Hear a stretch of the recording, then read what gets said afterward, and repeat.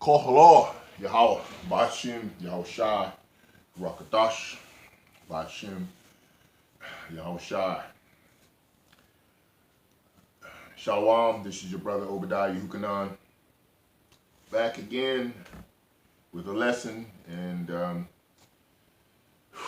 boy, the Most High, He is. He's awesome. He is just beyond what we can even imagine. He really is. He really is. The lesson he's given me this time it's a doozy. It's pretty tough, and it's got a lot. I got a lot of information and data I got to get through. I'm going to try to get Jacqueline Batalore on to talk about some specific things as well. But the topic today, we got to get right into it because I got a lot of information to try to cover, and I'm going to try to do it as best I can. Try to make this commentary short. I know I usually don't do that, but I'm going to have to because I have so much information to go with. The topic is Obadiaying, black-minded and still blinded. Obadiaying, black-minded and still blinded. Subliminally seduced in embracing your oppressor's identification of you and your people. Subliminally seduced and embracing your oppressor's identification of you and your people. That's what black-minded and still blinded is going to be meaning today, from what the Most High and the Ruach HaKodesh has been giving me. And just quickly to kind of get into this part of the conversation, you know, what we do is really just it's horrible and it's abominable and it's very disheartening and damaging. It's I believe it's self-abuse. It's major self-abuse in terms of what we're doing, and we don't even seem to realize that we have been indoctrinated to embrace epithets in reference to bywords that are, of course, spoken of in terms of the Bible speaks about that we will be called a byword and that we will be known as through bywords. And so over the period of time, we have been seduced and indoctrinated and beat down to believe and accept these bywords as part of who our identification is. And this is just horrific. And you know, the thing that I think is most important is the Most High said that my children are called by my name. His people are called by his name. The chosen people of the Most High are called by his name. Now, what that means, that's why I want to get to that part first, because that's like the foundational paramount to this situation that's so bad that we don't really know how bad we've been to and how disrespectful we've been to ourselves and moreover, how abominable and what blasphemously we've been operating to the Most High. Because if we're called by his name, then no racial epithet and no byword should be anything we should be embracing or using as an identifier to talk about our people. Now, again, everybody who looks like us ain't us, and everybody who don't look like us might just be us. So we don't really have complete autonomy when it comes to making those kinds of decisions and those kinds of determinations. We have to go with whatever the Most High decides by letting you judge from the Spirit. And that's why Yahawashi said, you know, you have to test the spirits of the individuals, not just look upon what their outwardly appearance is. But unfortunately, in this world, the way that Esau Edom has twisted up with his twistology and created all these different narratives and all these particular names that he's given to the earth and to the world once he's conquered and just, you know, raped, robbed, and murdered everything on the planet, and then he renamed everything instead of the table of 18 nations where the Most High specifically biblically named all the people he created. Esau Edom has twisted it up and gave people names that don't associate with who they really are. And on top of this cake of deception and distortion is, of course, the icing of bywords and racial epithets that separate people in a way that's an abomination to the Most High. And so one of the things that we have embraced and over time now that you see being used more often by people who's supposed to be of us is the name tag of black. Now, of course, we that's, to me, that's the lead epithet going on right now in the world in reference to how majority of a lot of people who would be considered, could be considered, I reference saying could be considered a part of the chosen people of the Most High of the 12 tribes of Israel. They are considered under the label of black. Now, when you talk about that label of being called black, a color, it's not a nationality. It's not an actual. There's no black land, and then there's no place where that is an origin of I guess you would call it, of identification and acceptability to stand by and say this is who we are and why we are this, because no one is actually black. Even the darkest person that we can imagine is not black, like this black on this part of this cover for this Bible, or this shirt that I'm wearing. This is black. My skin is not this color. My beard is blacker than anything else that's going on in my on my complexion. But this identifier has become disparagingly a problem, mainly, of course, also because it also tags and brings along as a freight train out of control all the other bywords that are associated with being called black. And so, you know, because you're going to get everything from, you know, when they call you Negroes to Sambos to porch monkeys to jigaboos to you know, niggers, and I mean, it's just all the different epithets and names that come along. I mean, there's a myriad of them. Coons. I mean, you can go down the list. There's just so many. So when you identify and say that you are black, you automatically acquire and get all of the rest of the racial epithets and bywords that are attached to being called black. So why would you want to call yourself that?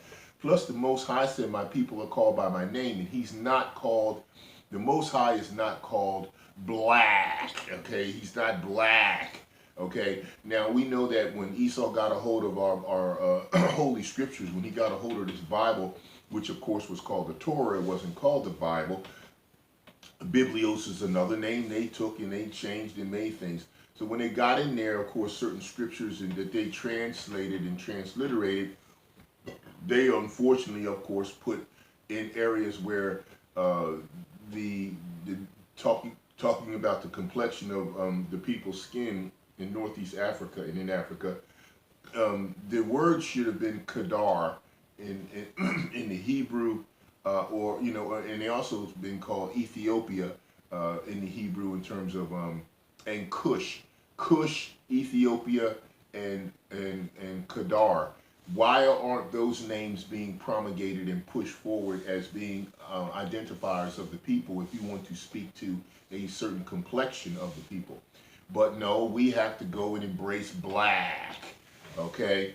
And so now you got various commentators and individuals who are have platforms to speak to the media, to a media presentation of our people, and to try to invoke communication and or relationship building in information that's being passed. And these particular commentators, who are very, some of them have very strong following, they use the word black a lot, and that's all they say, black people and black this. But you know, it really hurts us because it sets us back and lets us know that if you want to use the racial epithet, and you want to use the bywordial racial epithet that our oppressor has given us, it shows them that they still have control over your mind. Your mind and your understanding of your value and your worth is still based on what they're saying you are, or saying who you are. Okay, Shalaki. And by, you know, by using those particular bywords and using that byword black, they are real comfortable with whatever you decide you want to do, because basically what you've done is you've embraced what they've called you, how they identified you, how they've categorized you, and they do not fear the fact that you are awake. They do not fear the fact that you have come to know who you are in terms of the Most High Yahawah BAHASHAM YAHAWASHI's eyes, in terms of the value of who you are. They feel like at this point in time, you are still under their control because you're using the word that they've given you to identify you and your people. That's why the title was Obadiayahing, Black-Minded and Still Blinded, because that's what you're doing. You are subliminally seduced and you're embracing your oppressor's identification, as I said, of you and your people, and you're spreading this, and it's horrible because it doesn't work, and it actually is it's blasphemous against the Most High, because you're basically telling him that you do not want to accept his inheritance. You're telling him that the inheritance that Yahawashi, who they ignorantly call Jesus Christ, died for his people, and Yahawashi brought to you the Father, because his name is of the fathers as well, Yahawah and Yahawashi. So, you know, and our name is supposed to be associated with that as well. So shouldn't be calling ourselves black, and we shouldn't be referencing ourselves in that way, because then you basically renege and just dismantle the opportunity to have your heritage passed on to you, because you're not even claiming to be the people of the Most High. You're claiming to be black people. Some people that so-called white people invented to be a barrier up against validating who they are, calling themselves white, which no one's white. Okay, there are various different Hebrews that are not of the chosen seed, but still of the seed of Abraham, and they come through different geographical lineages in the world, and that's why they could be called Europeans, Euro. But see, these are still names Esau came up with that hide who he really is. So anyway, let's get ready to get into some scripture here, because that was enough of the commentary, but because we got a lot to read, so we're going to try to pull this together. We're going to talk to some specific scriptures that speak to black, that have been obviously put in the Bible, and the word black has been in there instead of Kedar or Cush or Ethiopian. And in Song of Solomon, that's a perfect example of what we're dealing with. We're going to pull some of these and talk about them. I pulled some of them up on my phone. I know I can go right through the Bible, but to save a little bit of time, because we got a lot to read, I'm going to still read scripture. Just going to give it to you right from here. Now this is Song of Solomon chapter 1. And he says here, I am black, but calmly, O ye daughters of Jerusalem, as the tents of Kedar, as the curtains of Solomon. Now see, this could have easily been said, I am Kedar, but calmly, because Kedar means dark, right? So anyway, but they of course put the black in there, but I guess it's just a synonym to balance the situation in reference to giving you an understanding of what he's saying in terms of his complexion. Okay, then we go to, but I'm just saying, but he could have said Cush, but then that would have referenced that particular Hamite division of Noah's children that is not of the chosen seed. So we got to be careful in terms of where we put the Hebrew word for a skin complexion that's darker. Okay, so let's make sure we understand that. Okay. All right, now let's go to the next one, which is Song of Solomon. That was Song of Solomon, chapter 1, verse 5. We're going to do chapter 1, verse 6. It says, Look not upon me, because I am black, because the sun hath looked upon me. My mother's children were angry with me. They made me keeper of the vineyards, but mine own vineyard had not I kept. So, in essence, basically what we're saying here is, again, he's speaking about his personage, his visage, okay? And that's important, because the visage is what your appearance is. Now, yes, he was dark, but, you know, how black was he? I mean, you know, I always told that he wasn't really as dark as we think he is. Shalaki.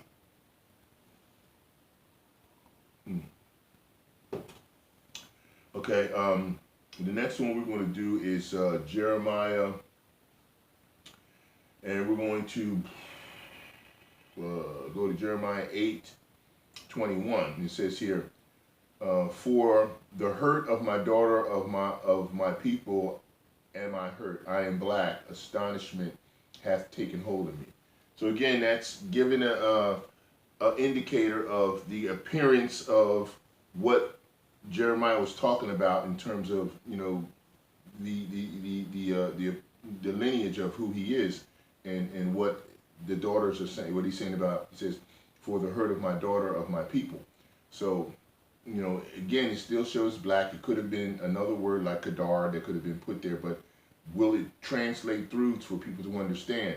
That we don't necessarily know, but we're just trying to emphasize the fact that it's being used in many different contexts here in throughout the Bible.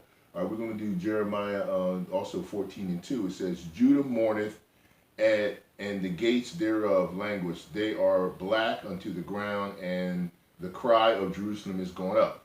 Now this one is used quite frequently by my Achaean brethren, my Hebrew Israelite brethren, because it identifies the tribe of Judah, and it identifies men of Judah or people of Judah, and the fact that they're languishing, which means they're having they're in a low state, therefore languishes at they are black unto the ground, and they cry unto Jerusalem is going up. So that's a state of degradation that they're in at this point, a low state that, of course, the Most High has put them in based on their disobedience to Him and not obeying His law, statutes, and commandments. But it still identifies them in terms of their visage. Okay. All right. The next one we're going to do is Lamentations 5:10. It says here, Lamentations 5:10. Our skin was black like an oven because of the terrible famine. Now, that's true. That can happen in issues and situations of famine. A lot of times, of course, with malnutrition and not enough nutritional minerals and vitamins and things that your body needs, your skin can turn colors that would be dark. And if you're already a person of a darker complexion, then naturally, black would set in as being an indication of your malnutrition. So that validates that. Next one, I want to go to is Job. This is a pretty specific one too that we hear a lot from my brethren. And Job 30:30 says, "My skin is black upon me, and my bones are burned with heat." So Job, of course, is indicating who he was and what his particular complexion is at that particular point. I just wanted to kind of hit those specific scriptures right off the bat because they're very synonymous with what you hear a lot and mostly all the time from the Achaean and from the brethren when they're teaching in the highways and byways or just on YouTube or various media outlets. So it's good to note those particular scriptures because they're very important to understand how the term black is being used in reference to the visage of our people and how that works. So, you know, I felt like it was important to hit that, and that I think we accomplished that part of it. Now, there's a multitude of more scriptures that speak to the color black, and I just don't see the validation of us embracing the color factor in terms of how it's been twisted and used against us in reference to our value to the Most High. And so that's part of the problem that I think we're having. I don't see the Achaean, the brethren, teaching against the principles of that particular narrative or the principles of that particular identifier. I think that it's troubling, it's very problematic, and we continue to perpetuate it. And I think that it kind of leads us towards thinking that if you will not accept being named of the Father through YAHAWAH, YAHAWASHI, then you put yourself in a position of reneging and just, just not accepting your heritage of the Most High, because His children are called by His name. And if you don't wish to be called by His name, then you're not accepting of His inheritance, and then that kind of means you're trying to forfeit it. This is a very detrimental and dangerous thing that you do, especially when the fact that it was done by Esau from the beginning. So we don't want to put ourselves in a position to be married up with that situation at all. But that seems to be the case when we embrace the identifier in calling ourselves and calling our people black. I don't think it works. Now let's look at some of the things that have been said in reference to that. And we're going to try to get through reading some of this pretty quickly. This is a playwright who said his name was the Jacobean playwright Thomas Middleton invented the concept of white people on 29th of October 1613, the date that his play The Triumphs of Truth was first performed. The phrase was first uttered by a character of an African king who looks out upon the English audience and declares, I see amazement set upon the faces of these white people, wonderings and strange gazes, as far as I and others have been able to tell.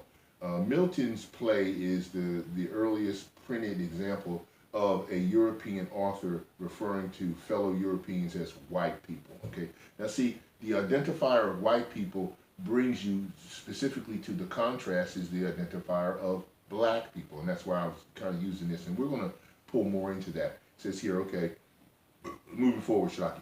A year later, the English commoner John Roll of Jamestown in Virginia took as his bride an Algonquin princess named Manitoka, who we call Pocahontas. The literary critic Christopher Hopkins reports that King James I was at first perturbed when he learned of the marriage, but this was not out of fear of misingenitation.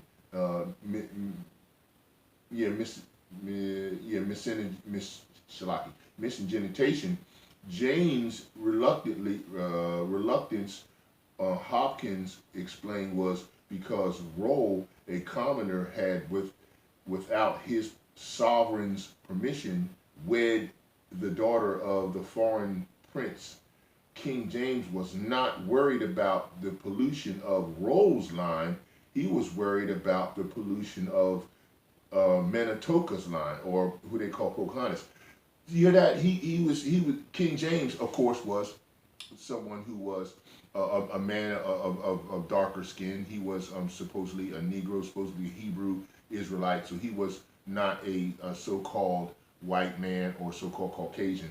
And he was concerned, it says here, he was not worried about the pollution of Roll's line, but he was worried about the pollution of Manitoka's line, of Pocahontas' line. So he didn't want them to pollute the sea line of the Hebrew Israelite woman, okay, for the most part, of the northern tribe. Okay, let's go down here and read further. There was an earlier moment in which biological racism was not inevitable, since Europeans didn't always think of themselves as white. There is a good reason to think that race is socially constructed, indeed arbitrary, if the idea of white people and thus every other race has as well has a history, and a short one at that.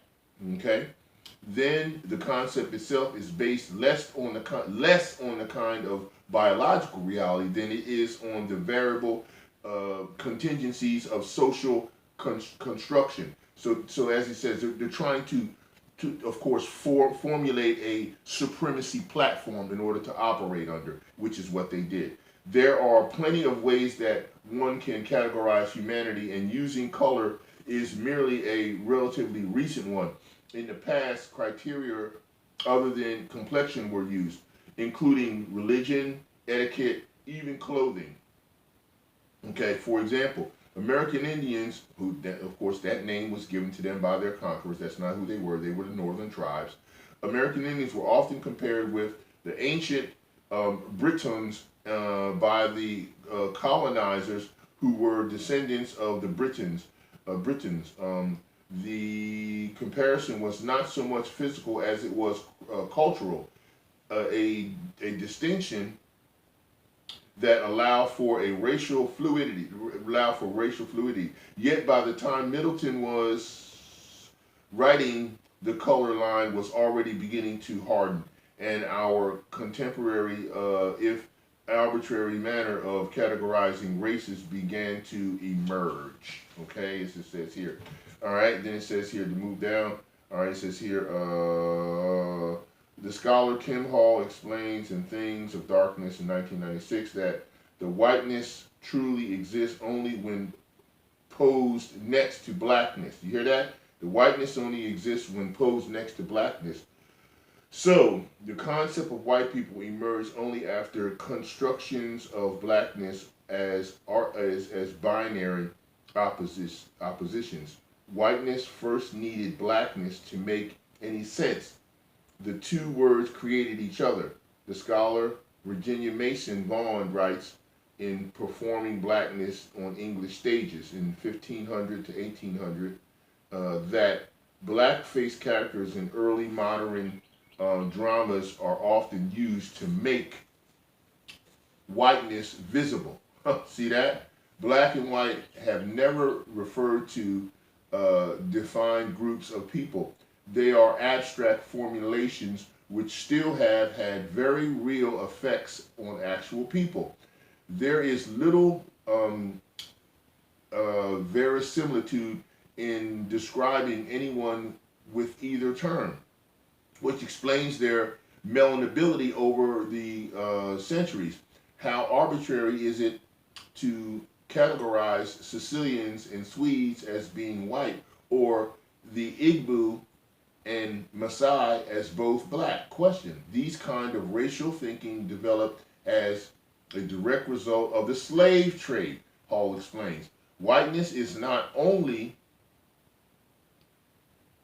constructed by, but dependent on an involvement with Africans that is the inevitable product of England's ongoing colonial expansion. You hear that? So they're pushing colonial expansionism in terms of doing that. They're justifying their process of going and conquering people because they're not of the same complexion as they are.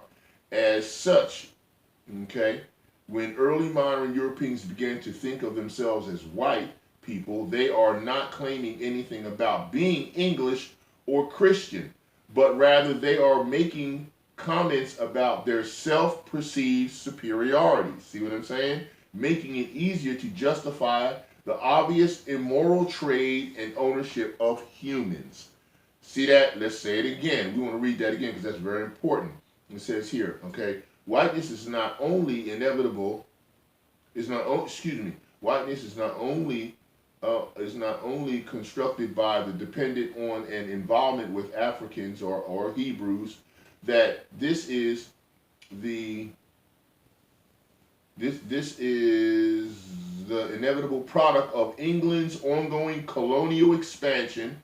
As such, when early modern Europeans began to think of themselves as white people, they are not claiming anything about being English or Christian, but they are making comments about their self-perceived superiority, making it easier to justify the obvious immoral trade and ownership of humans. That's the slave trade. Okay, this is what we're talking about. Okay, all right. It says, consider the dark lady in Shakespeare's sonnet. Now, Shakespeare was a man of color. Well, Shalaki, he was a dark-skinned man.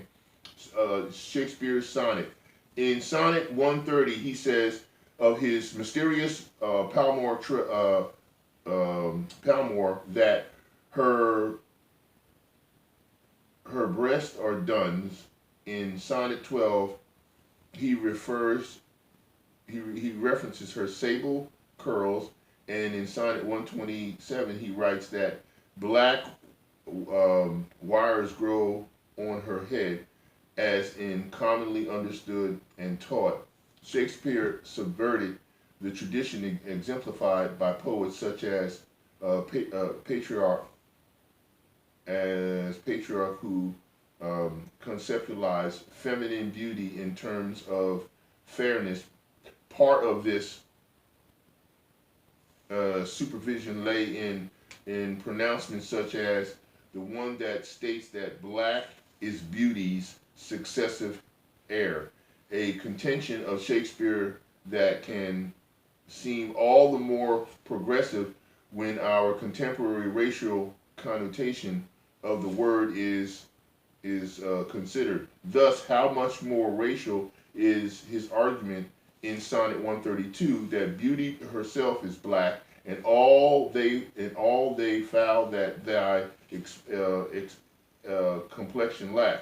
Shakespeare radicalized language kind of connoted a range of possibilities as to how dark lady's background could have been imagined, and the conjecture that she was based on women vigorously European or African indicates this racial flux in the period. So basically, Shakespeare was trying to indicate to us how beautiful black people were, but how different they were, and in their difference, making it such that they could show some variance that's very important in reference to how we're perceived as humans, and not just perceived as a color or a lesser than individual based on our skin complexion.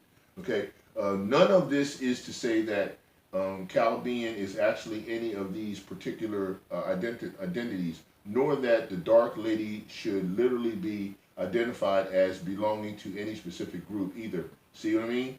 Rather, that both examples provide a window on the earliest period when our current racial categorizations began to take shape, while still being divergent enough from how our racialized system would ultimately develop. So he's kind of talking about how the perception of how they were perceived and used not only in plays and shows, but then of course now we move towards television and other media's platforms, and how they use they have so-called black exploitation movies and also white exploitation movies.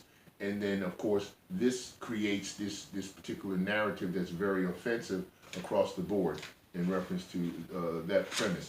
So just wanted to kind of touch that with this particular, with Middleton's plays and what he came up with when he first presented the information.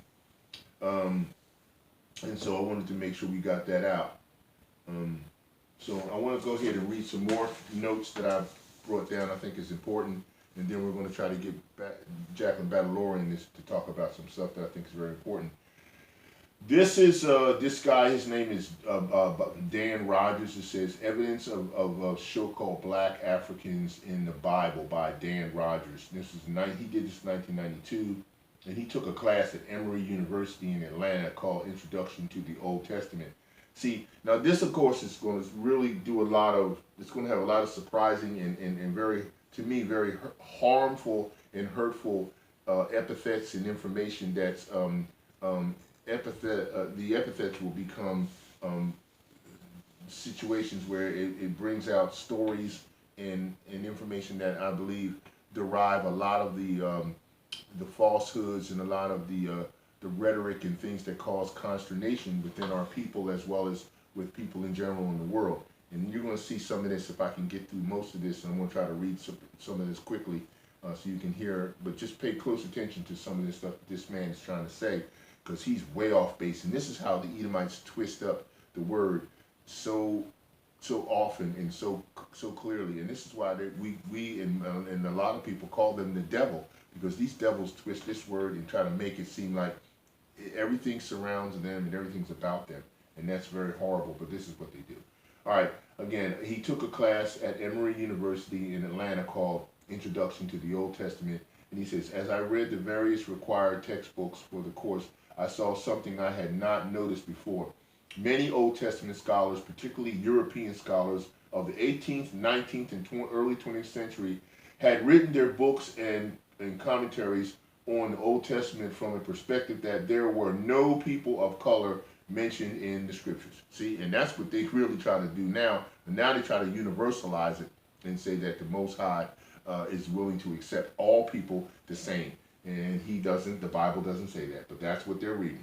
It says here, different nationalities depicted in the tomb of Ramses III shows Libyans, Nubians, Syrians, Bedouins, and Hittites. basically all Hamites, all of that, all of the Cush derivative of that progenitor. Okay, and then of course, when you go down, he says here, puzzled, I began to look into the topic more deeply. I studied intensively for about a year, attending lectures and interviewing scholars. I began to realize that this was a particularly difficult and controversial subject, and it has caused much hurt. Of course it does. And he says, thankfully, times have changed. No, they have not. He says they changed maybe for him, but they have not changed for us. They've gotten worse. But some of the wounds remain. So let's look at it and put to rest. He says, put to rest once and for all this biased and unfair distortion of the Bible. He's not going to put that to rest because he's actually going to make it worse with what he's saying. But let's just go on and read and see how he does this. He says, let me apologize in advance for some of the terms that I will need to use as we discuss this topic. They are not terms we would prefer today, but they use them today all the time. See, this is what Edomites do, man. This is how twisted, the twistology they use on you all the time, okay? And then he says here, okay, they are not terms they use all today. He said, but they are terms that historians, etymologists, and Bible commentators of the past centuries and even the 20th century have employed and explained their ideas about the origin of blacks. See, that's not who we are, but that's what they're saying. You're going to hear this black thing a lot, so let's just bear with me. These ideas steeped in racial prejudice were alleged to provide a biblical justification for black slavery and the subjugation of black peoples. Okay, you see, here we go. Everything's black, black. See how Esau twists you up like this? Okay, in the Bible, it says here, okay, he said, when I first read the book, these concepts, they brought tears to his eyes. Oh, boo-hoo, yeah, right. As a white person in a predominantly white country, oh, Father, YAHAWASHI, I also began to gain a better understanding of the greater appreciation for the black experience in the United States. There's no possible way he can have a greater experience for this because he's not us and he can't feel what we feel and we're not black. So that's out. Okay, now let me read on. Is the Bible a book by a white God for white people? Question. Or of course not, he says. Yahweh God is spirit and does not have color. Okay, this is what he says. In our human and earthly sense, there is nothing, this is what Edomites say, there is nothing in the scriptures to indicate that people are excluded from God's saving grace on the basis of ethnic origin or skin color. See, right off the bat, he's a liar. So say, let's just pull scripture to say that. Okay, the first scripture we can pull is Deuteronomy chapter 7, verse 6. Look that up. Okay, because that very much says that. Okay, boom. Let's just go there. I know I don't have a whole lot of time, but we're going to go there anyway because, you know, we got to say this because this guy is tripping and he is bringing lies right off the bat. Deuteronomy chapter 6, chapter 7, verse 6. Okay, so on 7 and 6 it says, all right, for thou art an holy people unto the Lord, Yahweh thy power, the Lord thy God, hath chosen thee to be a special people unto himself above all people that are upon the face of the earth. So that automatically just throws everything he just said out the window. When he said here, he said, this is what Edomites do. Check him out. He says, he says, there is nothing in the scriptures to indicate that people are excluded from God's saving grace on the basis of ethnic origin or skin color. He just said ethnic origin. He chose the people of. Okay, let's pull another one. Let's go to Isaiah chapter 43. All right. See, this is why you can't let a liar teach you the Bible because he will not tell you the truth and he'll get you all twisted up. Okay, this is Isaiah chapter 43, and we're going to go to verse 1. And we're going to also read 44 and 1 and 8. So 43 and 1 through 7, right? Okay, 43, where is it? Here it is, 1 through 7. Okay, all right. See, this is why they just be tripping, man. white folks, so-called white was out of their mind. But now, thus saith Yahweh power, the Lord, that created thee, O Jacob, and he that formed thee, O Israel, fear not, for I have redeemed thee. I have called thee by thy name. Thou art mine. See, that's what I'm trying to tell you. You can't call yourself black because you dismiss this heritage that the Most High has given you. Okay? When thou passest through the waters, I will be with thee, and through the rivers, they shall not overflow thee.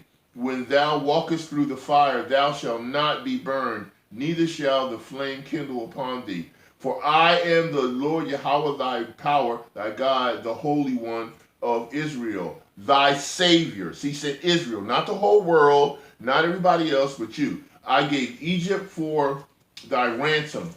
And he says Ethiopia and Shalaki, and Sheba for thee. Since thou wast precious in my sight, thou hast been honorable. I have loved thee, therefore will I give men for thee, and people for thy life. Fear not, for I am with thee. I will bring thy seed from the east, and gather thee from the west. I will say to the north, give up, and to the south, keep not back.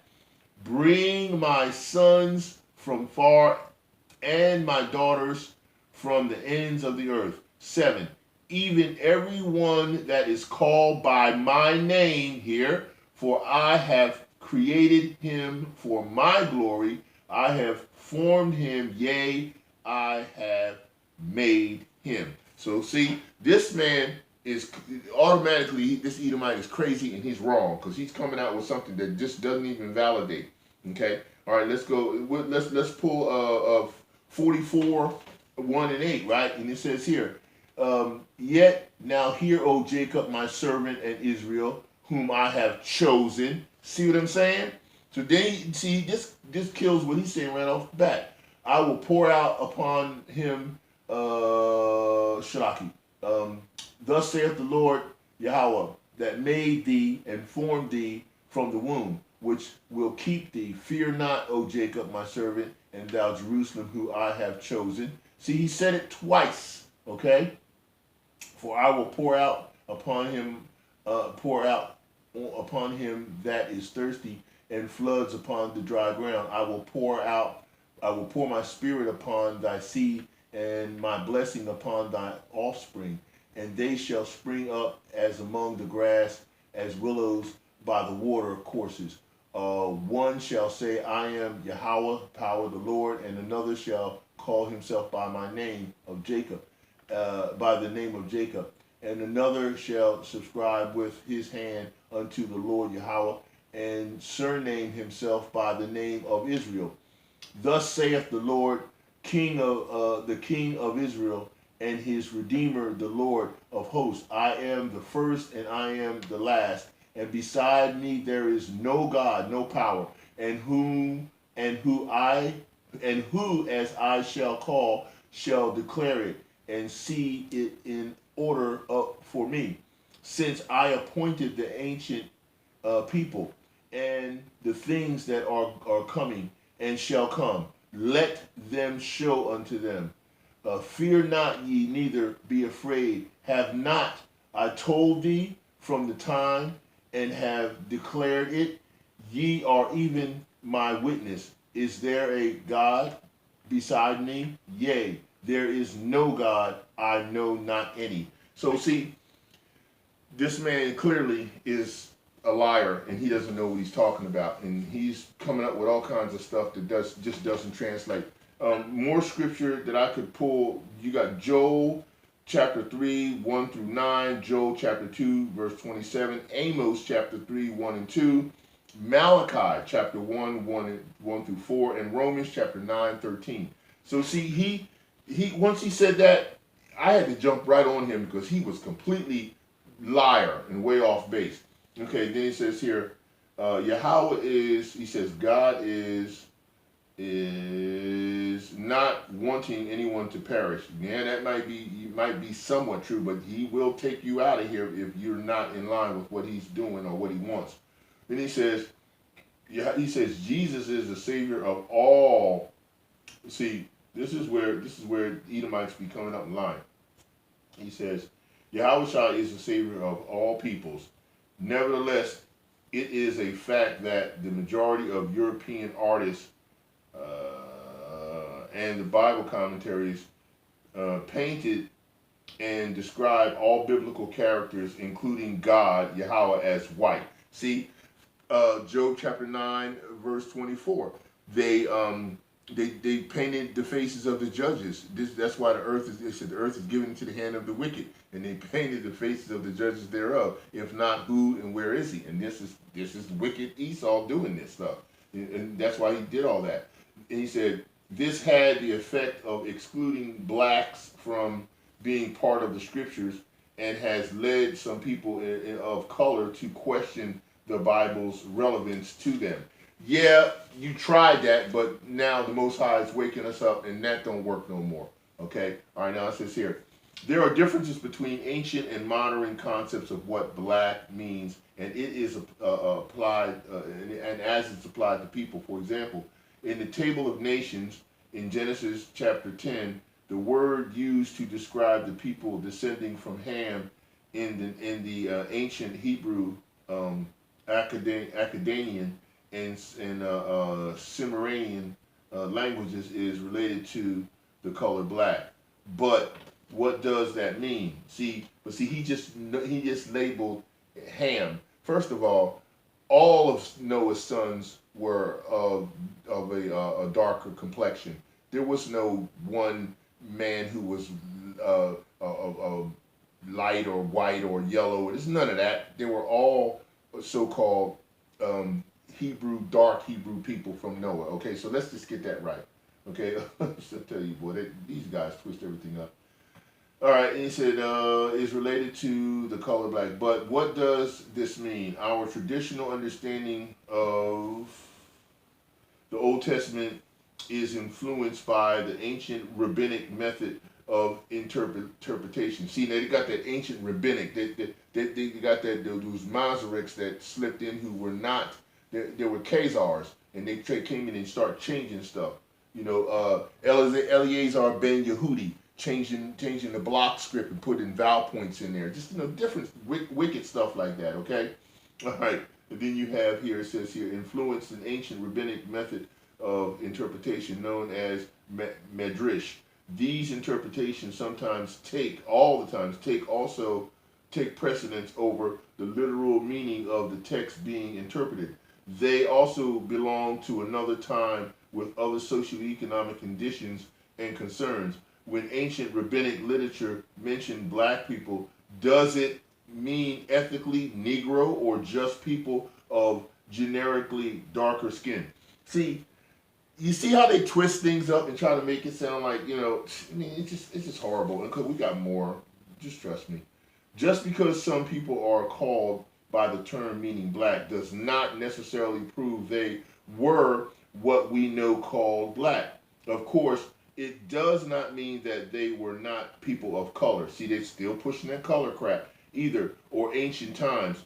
Just as folks did in the old frontier societies of our country, people often were given names that reflected their personality, where they were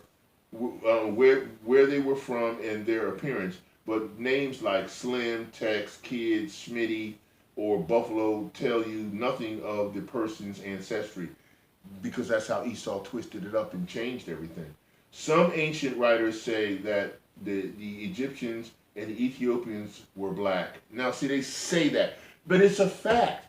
Anyone that lives over in that area of Northeast Africa and Africa, those people they could not be people who were lighter colored people living in that area, even if they wanted to be, but they can't, because even the people who over there who are lighter color, they do get a tint on them, even though some of them who can't tint because of the melanin doesn't work with the sun, they end up burning or they end up getting some kind of cancer, skin cancer or something, which is the case right now.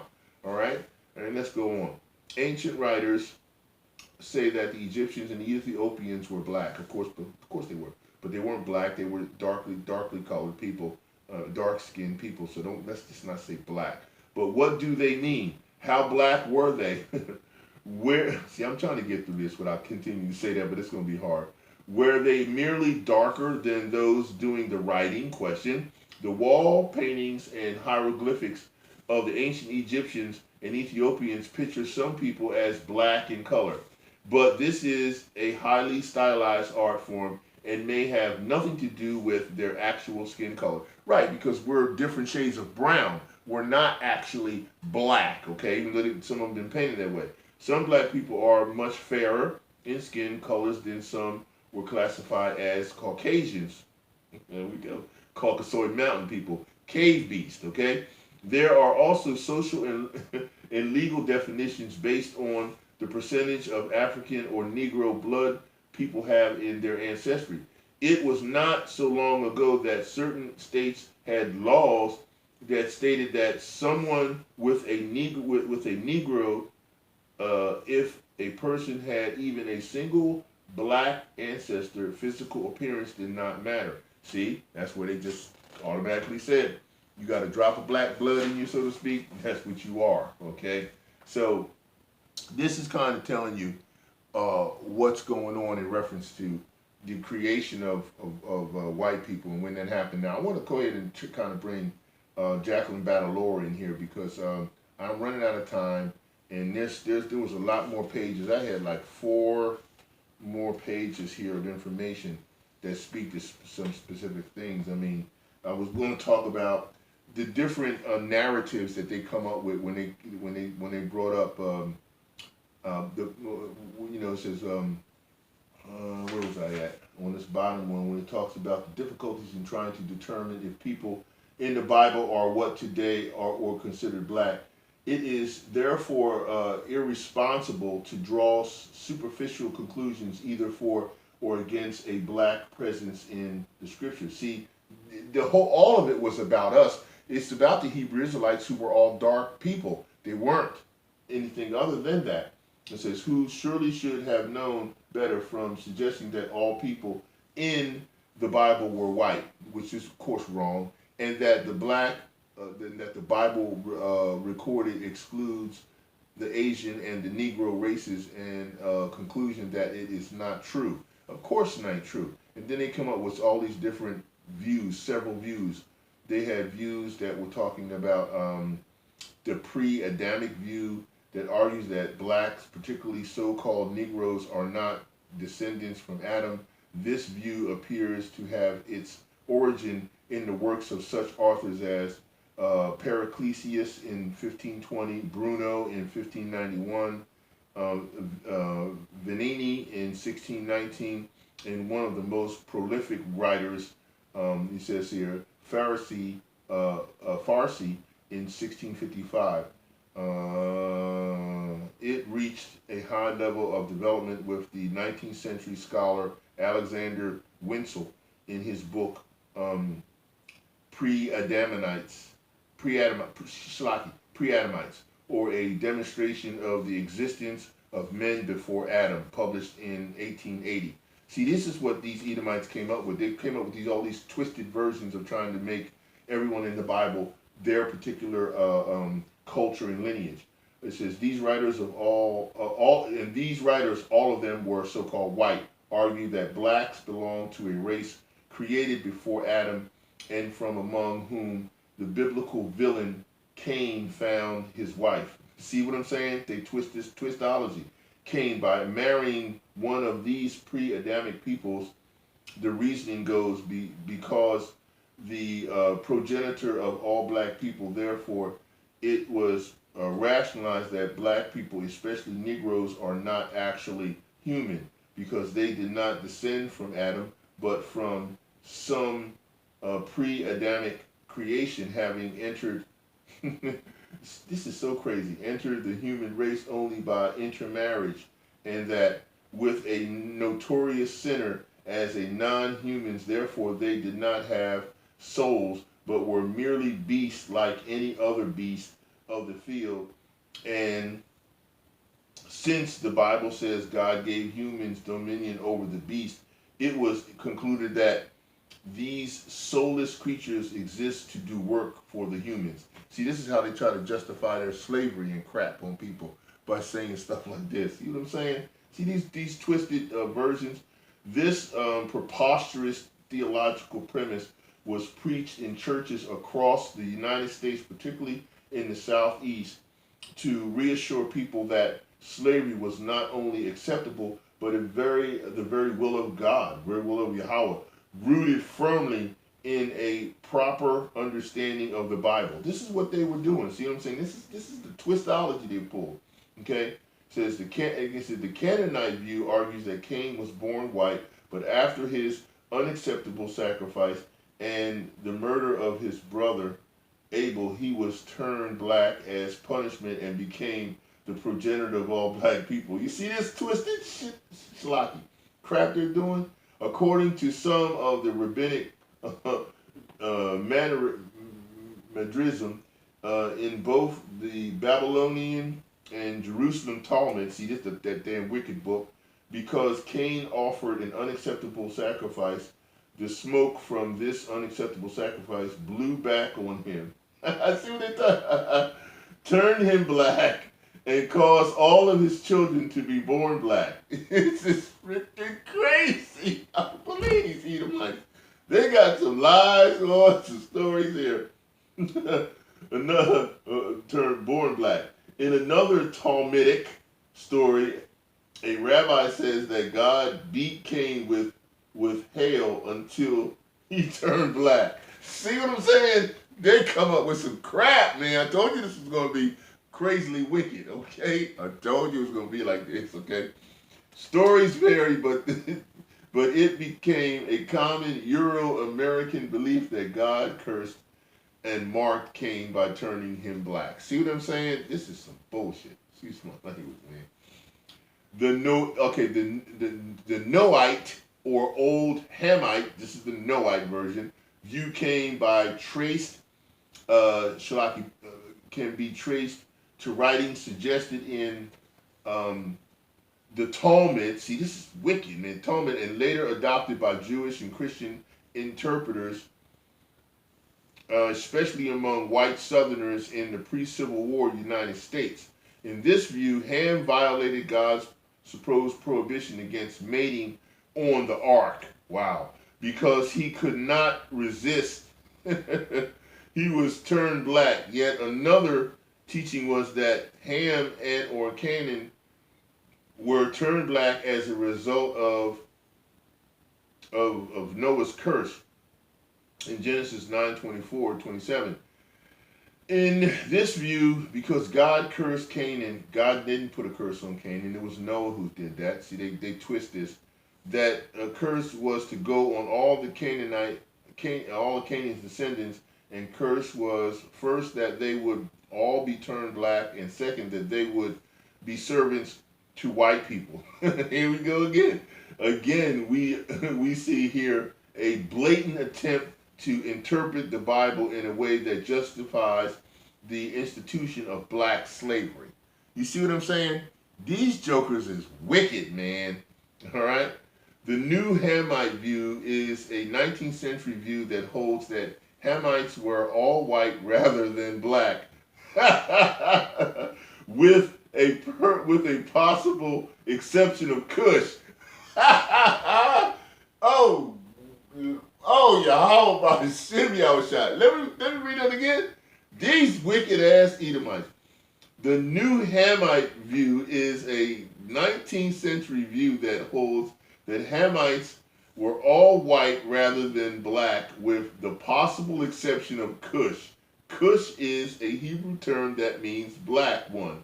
Scholars, particularly in 19th century Germany, said that even if Cush were black in color, he must be regarded as a Cushoid black. Why? Because in their view, Negroes were not within the purview of the writers of the Bible. Even some modern biblical scholars hold this view. For example, Martin North, considered to be one of the most respected Old Testament scholars of all time, states on page 263 of his book, The Old Testament World Fortress, 1966, that the biblical writers know nothing of any Negro people. Woo! YAHAWASHI. Look at the twisted stuff that these Edomites have been writing. Understandably, there has been a reaction among black theologians and black people to these ideas. Some have tended toward the opposite extreme, arguing that everyone in the Bible is black, which is true. But look how they twist this Negro black doctor of scholarly theologian, and make him seem like he agrees with them, but not clearly with us. He says, Dr. Charles B. Copper, professor of African American Studies at Interdenominational Theological School in Atlanta, says this view is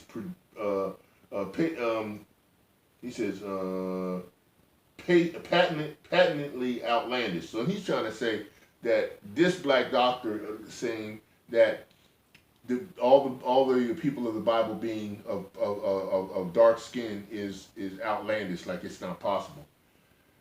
Well, he got some points here. He believes that this notion is an overreaction that can lead to another kind of extremism. Yeah, really? The Adamite view. The Adamite view is the Orthodox Jewish, Christian, and Islamic view. It is based for Christians on Acts chapter 17, verse 26, which states that God made all people from one original bloodline or one source. See, that's that universalism crap that the Christians always try to pull on us to tell us that the Most High didn't have a chosen people, or not anymore. See, okay, he says here, that's why they say, we're all the same, we're all the same. And we emphasize it only, and he says here, one source, right? Bloodline or one source.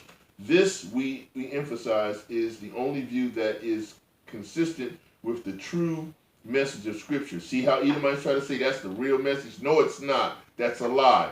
Nevertheless, these other hideously distorted ideas have been propagated, and some still have a degree of influence even today. Just like what you said has a degree of influence today, because you're a liar and you're the father of it. And see, the Most High did choose specific seed line, and he did choose specific people, and I already gave you those scriptures at the beginning of this, and I could go back over them and say them again, but that's true. Okay, don't even try that. They see what they try to do.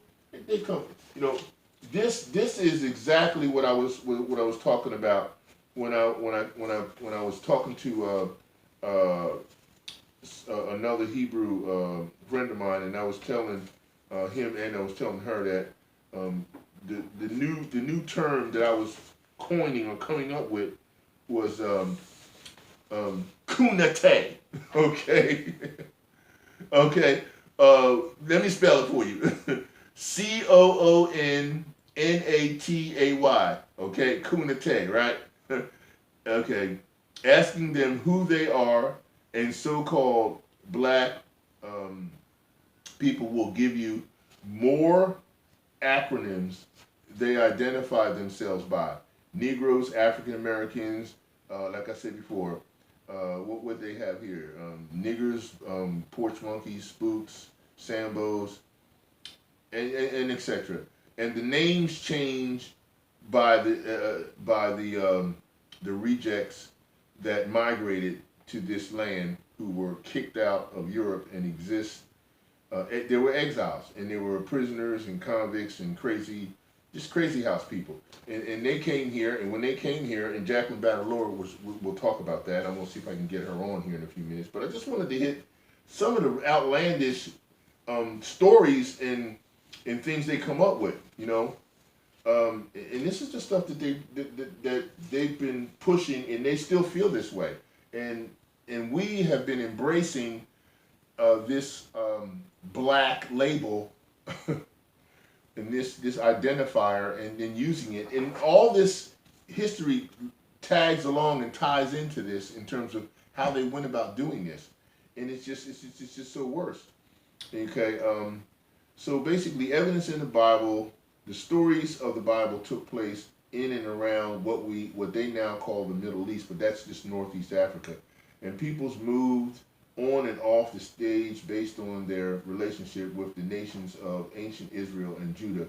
Consequently, the vast majority of the world's ethnic and racial groups are not specifically identified, but some of those who are identified were black. This is what they tried to say. I just was kind of trying to shorten this up.